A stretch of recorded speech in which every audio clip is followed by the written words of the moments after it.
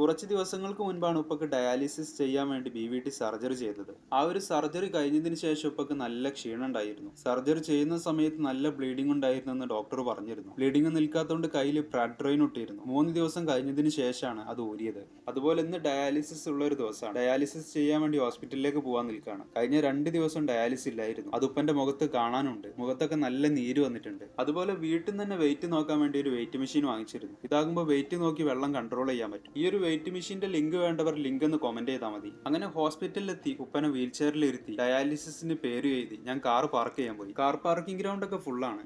ആരെങ്കിലും ഇവിടെ നിന്ന് കാർ എടുത്താലേ ഇവിടെ കാർ വെക്കാൻ പറ്റുള്ളൂ. അങ്ങനെ കുറെ നേരം വെയിറ്റ് ചെയ്തതിന് ശേഷമാണ് കാർ പാർക്ക് ചെയ്യാനുള്ള ഒരു സ്പേസ് കിട്ടിയത്. അതുപോലെ കഴിഞ്ഞ ഡയാലിസിസിന് ബ്ലഡ് ടെസ്റ്റ് ചെയ്തിരുന്നു. അതിന്റെ റിസൾട്ട് അന്ന് തന്നെ ഫോണിൽ വന്നിരുന്നു. HB7 ആയിട്ടുണ്ട്.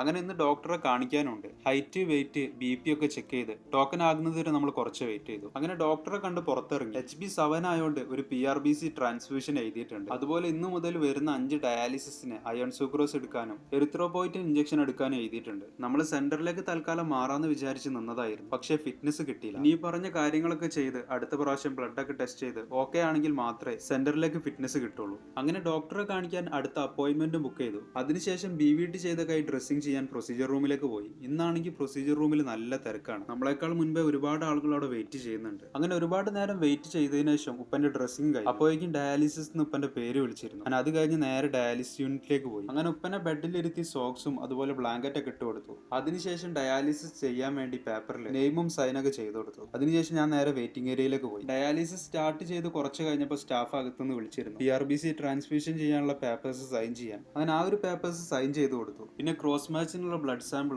ബ്ലഡ് ബാങ്കിൽ കൊണ്ടുകൊടുക്കാൻ കൈ തന്നിരുന്നു. അങ്ങനെ ആ ഒരു സാമ്പിൾസ് ബ്ലഡ് ബാങ്കിൽ കൊണ്ടുകൊടുത്ത് PRBCന്റെ ബില്ലും പേ ചെയ്യാണ്ടായിരുന്നു. അതുപോലെ ഡയാലിസിന്റെ ബില്ലും പേ ചെയ്തു. ഉപ്പക്ക് കത്തീഡ്രലാണല്ലോ ഡയാലിസിസ് ചെയ്യുന്നത്. അതുകൊണ്ട് കത്തീഡ്രൽ ക്ലോസിങ്ങിനുള്ള മെഡിസിനും വാങ്ങിച്ചു കൊടുക്കാണ്ടായിരുന്നു. അങ്ങനെ ആ മെഡിസിനും വാങ്ങിച്ച് ഉപ്പക്കുള്ള ചായയും വാങ്ങിച്ച് ഞാൻ ഡയാലിസിസ് യൂണിറ്റിലേക്ക് പോയി. 2 ഗ്ലാസ് ഇട്ടിട്ടാണ് ഉപ്പക്ക് ചായ കൊടുക്കാറ്. കാരണം ചൂട് കാരണം ഉപ്പക്ക് ഗ്ലാസ് പിടിക്കാൻ പറ്റില്ല. ഡയാലിസിസ് ഒക്കെ കഴിഞ്ഞ് വീട്ടിലേക്ക് പോകുമ്പോൾ രാത്രി ഒരു 12 മണിക്ക് കഴിഞ്ഞിട്ടുണ്ട്. അപ്പോൾ ദാറ്റ്സ് ഫോർ ടുഡേ.